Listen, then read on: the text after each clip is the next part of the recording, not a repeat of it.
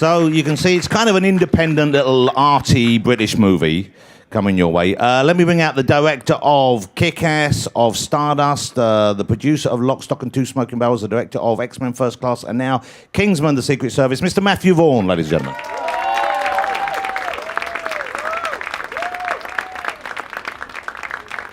Okay, Matthew, so let's start with the movie. First of all, obviously we get a fair idea from the trailer, but how would you describe it? What were you hoping to achieve? What kind of film is it that we have waiting for us? It's a postmodern love letter to every spy movie ever made, and basically we felt the Bonds and the Bournes are great, but they're very serious, and I wanted to just grab all the movies I loved, the old Bond, In Like Flint, Man from U.N.C.L.E., Get Smart, and do our own modern version. It's got, obviously it is very modern. It's very violent in a very colourful way. In a Tom and Jerry manner, yeah. Do you worry ever that kind of violence, that kind of humour is more English than American, that it wouldn't travel? Did you test it out on American friends? Friends? American staff? No, American strangers. When you test screen, you don't know. It'll be like what we're doing now, but we show the film and then we ask what makes, is it too slow? Is it confusing? I don't really ask if it's too violent or funny, because I think that's a very subjective point of view. So you rely on your own instinct when it comes to that? Yeah. Okay. Let me ask you about the origins of this, because it was a comic first, but I believe you were involved in the idea for the comic before Mark Millar and Dave Gibbons produced that. It was a afternoon in the pub with Mark Millar, and Mark and I, as I said earlier, we just said what happened to when we were kids. We saw spy films and we wanted to pretend to be the spy. And Bond is like a British superhero. We don't really have, more than me, that there's not many, apart from Captain Britain, which no one knows. Captain Britain is lame. Exactly. And probably have King Arthur. We don't, Sherlock Holmes, but they're the more realistic figures. And but we wanted to make a movie that was, we said that they're serious films that didn't take themselves seriously. Why can't we do the same thing? Have you heard from the Bond people? Because I know you know the producers of the Bond series. Have they seen this? Do you know if they're... Because I think we're all aware the Bond films were kind of painting themselves in a corner with... They were getting it quite wrong, I think. And then the Bourne movies came along and that gave them a kick. And they kind of came back with a different kind of Bond movie. I'm wondering whether we'll see the influence of Kingsman on the next few Bond movies. I think if Kingsman's successful, then they'll take note. So, but it's already been a big hit in the UK and in all the parts in Europe it's opened it. That's true. So Moonraker was when Star Wars became a huge hit. They made Moonraker thinking everybody wanted to see Bond in space, and as you said, Bourne was a big influence on Casino Royale. Listen, they're making a lot of money and it's working, so I don't know. You have to ask the Broccolis, not me. Before we go to the first of the two clips we're going to show, let me ask you about the casting, because Colin Firth is known essentially more for his kind of romantic comedies or playing sophisticated but not necessarily sort of hard, tough or aggressive men. And so this is a kind of unusual piece of casting, and I'm assuming that was deliberate. Well, we were looking for a modern-day David Niven, and also there's a scene... Well, what scene are we showing? We're going to show... Well, we're going to show the scene in the bar, the first kind of where you see him in action. Okay, so show the scene, and then I'll explain. I don't want to ruin the scenes, but we wanted a modern-day gentleman, which Colin Firth definitely is. Well, before we show it, because I've heard you say, or I think I've heard you say, that the character of Harry Hart, which is the name of the Colin Firth in the movie, is the closest character in any of your movies to you in real life. He is, yes. Yeah. So let's watch this scene and see whether you still are going to claim that's the case. So this is... Do you want to set this up? This is the scene where... Well, what scene is it? It's in the fucking bar. Okay, We've I established just want to check. So, okay. This is the scene where Eggsy is a street kid who's pissed off, or annoyed even, other street kids by stealing their car, and they're trying to find him. And in the meantime... Colin has just bailed him out of prison and is deciding to have a chat with him about why are you such a bad kid. Kind of like an absent father trying to put him on the straight and narrow. Okay. Exactly. And then this happens. Bear in mind, this is Matthew on screen, supposedly. Well, I might be the other character. Okay, here it comes. So, Harry Hart, a.k.a. Matthew Vaughn, in action there. So, you can't do any of that stuff. Not yet. I do notice you've given Colin Firth your glasses to wear in the film. So there is a kind of element of you bleeding this in. Yeah. No, I put my glasses. I have a double-breasted suit, believe it or not. And, there's a lot of me in that character. Let me ask you about casting young Taron Egerton in the role, because he's a discovery of yours. This is his first feature film. Quite an unusual thing for someone to pluck a complete unknown with no screen time that I'm aware of. He'd never done a film? Never done a film anything before. Yeah. But you have a track record of doing this, of course. Aaron, who you put in Kick-Ass, was a newcomer. And really, Daniel Craig, in part, owes, I think, the part of Bond to you, because you cast him in Layer Cake, which was not the kind of movie that he'd been in previously. Yes. There's a question there somewhere if you want to do a bit of work. You carry on. What's the What question? do you look for? How do you find them? And how hard is it to sell it to a studio, in this case Fox, when it's a complete unknown in a lead role? Very hard. But the good news is they couldn't figure out a movie star that was right for the role. So that gave me the freedom. And as you said, with Fox, we argued about putting Jennifer Lawrence in X-Men. So I sort of... that worked out pretty good. So they trusted me when it comes to casting. Okay. We talked earlier about the kind of, and you can see there's a kind of almost cartoon vibe. It reminds me at times of like a Warner Brothers cartoon back in the day. But once again, how much interference or how much involvement did the studio have when looking at your plans for the movie and what you wanted to do? How happy were they with that? How much did they trust you? Their trust was 100%. Actually, they were really, really good. There were two scenes that terrified them. Quite rightly so, and I had to really work hard to make sure they pulled Without off. giving stuff away, I'm assuming one of them, we'll use the phrase, is the church scene. One is a church scene. Okay. And the second one, is that the shot at the end? No, I forgot about that one as well. Yeah, so there's three. Okay. Yeah. What's the other one? The other one was a fireworks display using people's heads. Yeah. Okay, so, and that was because of what? Because of what they thought the reaction might be in the audience, or just because of the tone in the film itself? I think their job is to try and make as much money as possible, and therefore the lowest common denominator works. And my job is to push the boundaries and try and be more entertaining. And sometimes they don't match up very well. Let's put it that way. But that's what's interesting about you, I think, as a filmmaker. One of the things is you are keen on making films which are as broadly commercial as possible. You see it as a business and you want to reach an audience with this entertainment. The other side of it, you don't want to follow others and you don't want to play it too safe. So is there a battle within you ever to actually think, okay, well, maybe I'm going a bit too far and this, we want this movie to open as big as possible. Perhaps I shouldn't push it quite as hard. Depends on the rating. I think because we knew we were going to be an R-rated movie, you might as well be an R-rated film because people, you don't want to be like Die Hard. What was the last Die Hard called? Forever or Die Live Hard, Young or Have a Lovely Day or something. I think it was Yeah, some it was- weird. Good Morning, Die Hard. A Good Day to Die Hard. Is there ever a good day to die hard? But Yeah. So they tried to make that into a PG-13, and then it got an R anyway. So it was a very weak R. So that's a waste of time for me. I'm more interested if I'm going to be an R, be an R. If I'm going to be PG-13, then I'll chase the bucks. Let me ask you also about, this kind of goes back to studio as well. I'm not going to give any spoilers here because I want everyone to go and see it because I think you will love it. If you've ever liked a Bond movie or the Avengers, films which have that Britishness, or In Like Flint, the old James Coburn Spy series, I'm sure you will enjoy this movie. And indeed, if you've liked Matthew's other films. But by the Avengers, you don't mean... Not the Avengers the movie, Yes, the Avengers sadly. the TV series. No one likes Avengers the movie, even the people who are in it. But if you were speaking to the studio in advance, most people, when they're making a movie like this, are looking to the possibility of it being a franchise, it going on with other movies, and therefore you wouldn't want certain characters not to survive. Without saying who, of course, quite a few characters don't survive. Did you have battles with that? Were you concerned about that? Did you have second thoughts? And now that it does look like it's going to be a huge hit, do you regret any of the deaths you inflicted on your poor characters?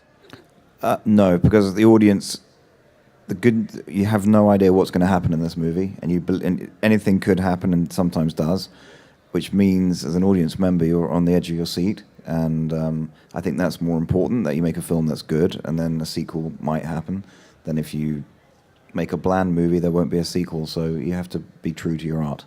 Before we show the other clip and we turn to talk about Kingsman, there'll probably be some people right here in the store and people watching online who want to work in the film business, who want to be filmmakers, either writers or indeed producers, which is where you began, or directors. And I'm interested that you were a producer who then became a director. Was that always your goal when you were producing? When you started out with Guy Ritchie, did you deliberately let him have the director's chair first, or was it watching him and thinking that you could do it that inspired you to go on and take the mantle?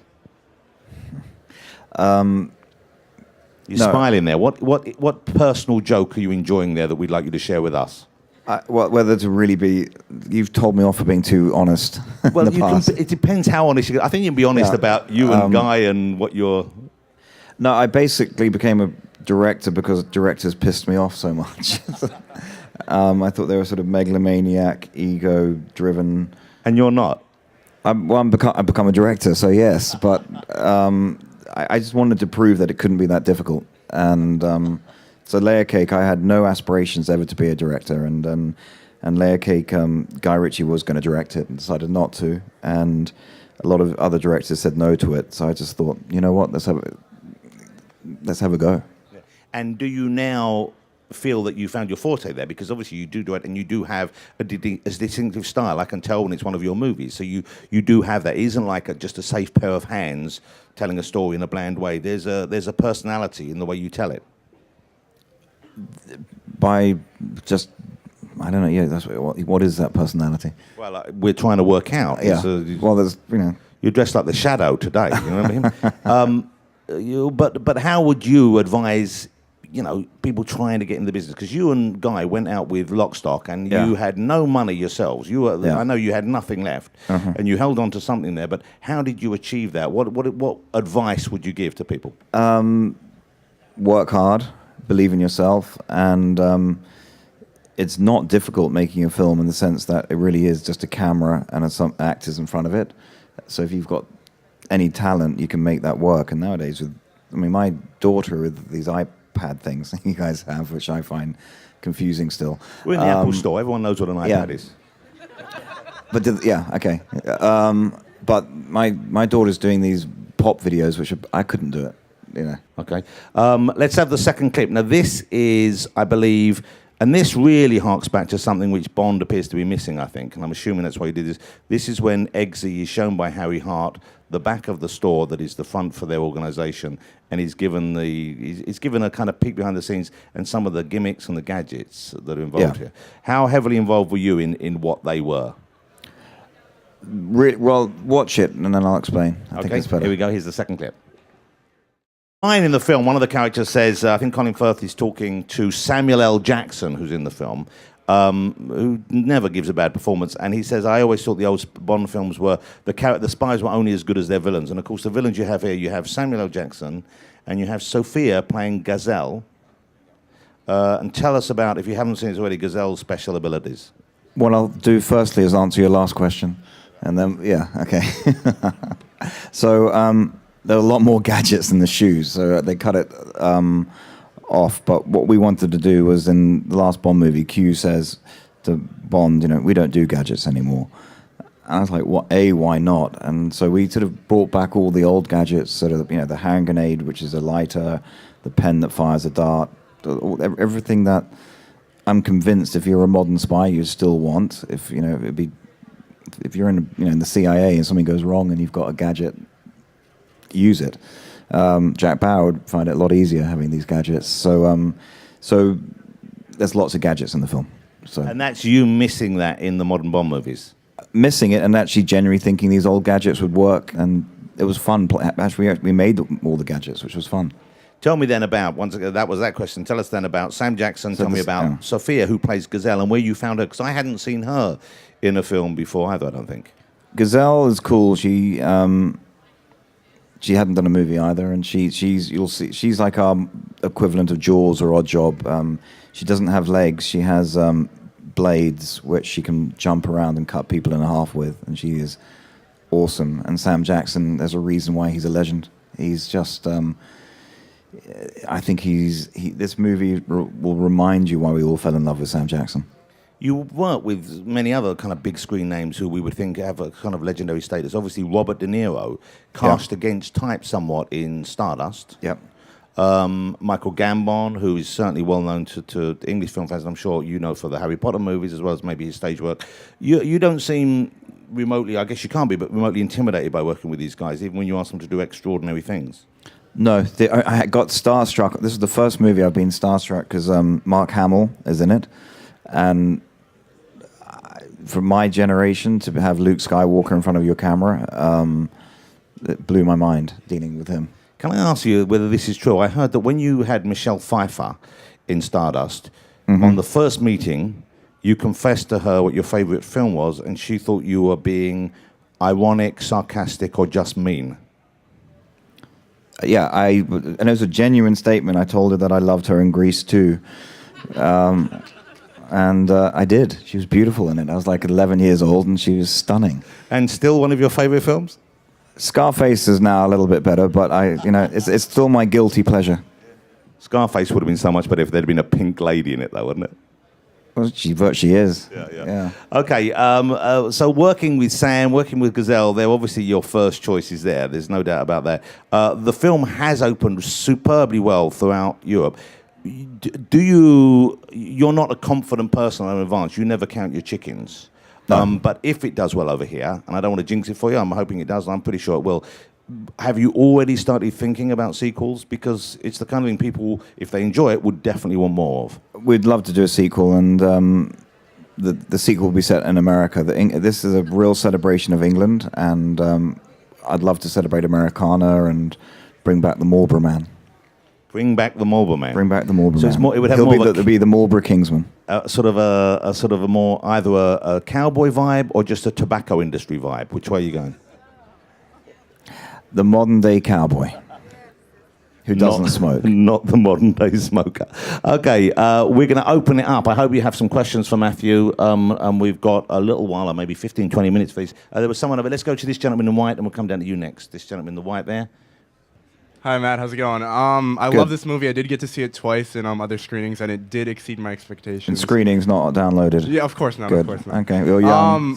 I'm really curious, as someone who wants to go into film, with movies like Kick-Ass, which is one of my favorites, and X-Men First Class, you still tend to maintain this having fun. No matter how dark it gets, you still have fun with it and keep this central theme. And how do you do that as a filmmaker? Like staying true to yourself and not taking yourself too seriously and just like having a little fun with it? As I said, I'm a producer turned director, so I didn't consider I was a director. I thought I was winging it. So I thought the best way to con people was not make them laugh and don't give them too much time to think. That's why I have a lot of characters and if I'm thinking if it's getting a little bit boring, switch to another character and make the person laugh. So it's my get out of jail technique. Let's go. There was a young woman down here and another young woman there. We'll go to these two next, if that's okay. Hi. Hello. I too saw the movie. It was excellent. Thank you. My question is about the young lady Gazelle. Yes. Did she have some sort of special Olympic ability, or did you find her from the Special Olympic? Because she was very gymnastic. I mean, the way she did with those do you mean Special Olympics? Yes, Special Olympics for... As in disabled people? Yes, disabled people. No, she had legs, but she was a backing dancer for Madonna originally. And, and we tested, we really actually wanted to cast somebody who had a disability, because I thought it would be great for them. And we couldn't find someone who could act. And so we cast her, and I think she did a great job. I know you met with some people who competed in the Paralympics and had obviously great strength and great skill, but I know you found they found the acting hard. Yeah, which would be ultimately where they fall down, of course. Let's go to the young woman next to you, if that's all right. So there you go. Thank you. Hi. I also saw the film in a special screening in November that you actually opened, and when you were introducing the film, you said that there were concerns that it was too British. So I was wondering, I guess in two parts. The first part, what did you mean by being too British? And were there any, based on the feedback that you got, were there any changes made to the film based on that? English and American culture is incredibly. We sort of share a language, and in a way, we do speak in a very different manner and use different words, and I was worried that we really were fully British, and it's a British sense of humor, but it played. You were there in November, so we didn't change a frame. So obviously there is a Monty Python pulled it off here, and Benny Hill, wasn't he quite big here? Yeah. So every now and then we do it. I mean, Ricky Gervais, did he do okay here? But he did well here, didn't he? Yeah. Did he? Sort of. For a while. For a while. But you And then but there are elements of Benny Hill and Monty Python in this, I feel, and I guess, was that deliberate?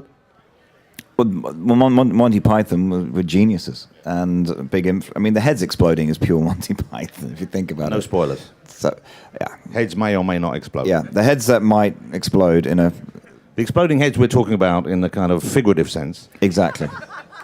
as a comedy concept. We have time for some more. We shouldn't. Let's go to this gentleman here, and then over to this young woman here, if that's all right. And then I'll definitely come over there. So keep your hand up, sir. You're next, I promise. The biker. Okay. Hi, Matthew. Hey. Also, great fan, great film. It was amazing. My question to you is, as you were producing, then you got into directing, you didn't have a lot of experience. And what kind of mistakes and what would you like to tell yourself? Like, what problems did you have as a first-time director that you could share with us who wants to become a director in the future? Dealing actors can be really difficult, and the biggest mistake I did, because Guy Ritchie's, when I used to work with him, really treated actors like meat puppets, and I thought that was the way you did it as well. So, and he used to always do line reading. So on my first day, I was giving Michael line reading is when the director goes, literally says the line how he wants it to be. So he says, say it this way, which actors understand not say it this way. hate, but it's worse than that. They read they the give line. you inflection and everything. Exactly. So you're basically asking an actor to copy you. And I thought that was normal. And then Daniel Craig took me to one side and said, look, you cannot give line reading to Michael Gambon. He really knows what he's doing. And I was like, I genuinely thought that's how you directed. So I did make a few genuine mistakes, not knowing. And then, life's about making mistakes and then learning from it and move on. But if you want to direct, just do it. And we were going to go to this young woman here next, please. Hi, Matthew. Hello. So I have a two-part question. Okay. You said your two of your main characters they had never acted before. So I was wondering what drew you to them, how did you find them, and as someone who is an actress, what would you suggest to do to find someone like you, to cast them in a movie? Okay, got it. First, Taron went to a drama school, probably the best one in England, called RADA, the Royal Academy of Dramatic Art, and he had an agent, so the agent got him in for an audition, and he just was amazing. So I normally cast someone within 15 seconds of them starting to act. You just know they become the character, and what you see is what I see, and the difference is then I just have to get them in focus. And casting is, John Huston said, directing is 90% casting, and he's right. It really is right. It doesn't matter how well you tell the story, how well you light it, how good the music is. If the actor sucks, you're in big trouble. So, how you want to make it? How to become an actress? Or you're working, or you're not working? You got a good agent?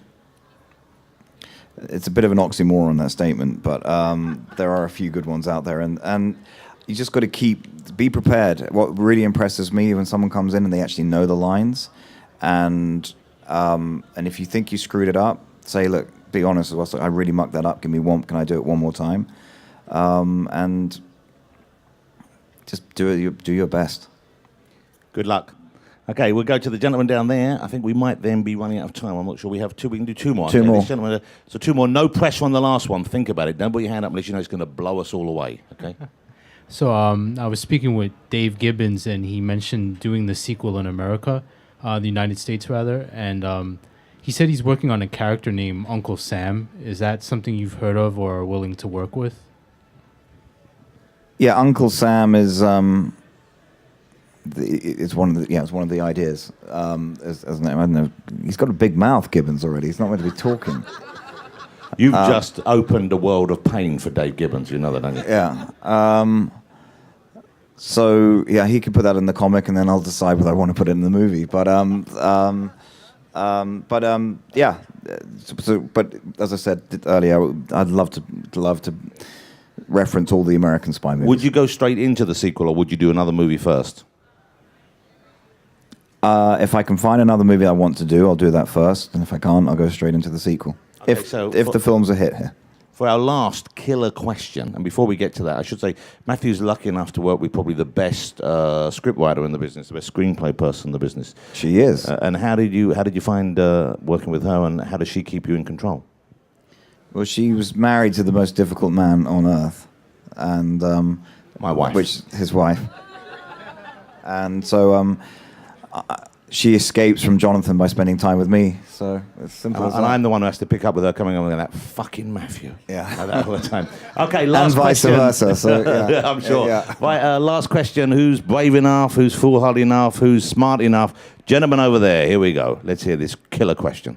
Hey, I loved Kick-Ass, and I loved the Kingsman. I saw that too, and also love the comics. But like Right. both of them are a little bit different. There's some changes from the comics. And, Yes. And how do you decide on what to keep or what not to keep, or what to change around, or like the character in Kingsman, the girl with the shoes, The legs. the legs. She was black, Blades, man, right? In the comic. How do I decide? My job is to make a good as film as possible, and Mark Miller's very good at two-dimensional characters, and we have to make them more three-dimensional in film. And Kingsman, the biggest change was he made the Colin Firth character the uncle, and this movie is sort of like a modern-day Pygmalion, My Fair Lady trading places, and it doesn't really work if your uncle has already done the transformation and says, "Come on, do the transformation with me." So there's no conflict, so that's why we made it strangers and one kid from the streets and then an elitist guy coming together. So it's more about creating conflict and drama, which the comic doesn't need as much. So it's a different form. What serves the film best is what you're looking for, obviously. Exactly. As Mark can get away with just doing ideas and a bit more fluffy. Thank you very much for being here, ladies and gentlemen. Will you join me in saying thank you, Mr. Matthew Vaughn, ladies and gentlemen. A brilliant producer, writer, director. Tell your friends to go and see Kingsman. It's Thursday night previews all over America, and then it opens in America and Canada on Friday. I believe everything in the Apple Store is now free to you for the next 20 minutes. So what do you... Oh, no, I made a mistake. That was yesterday. Sorry. Thanks for coming, everyone. Have a great time. Enjoy the movie when you...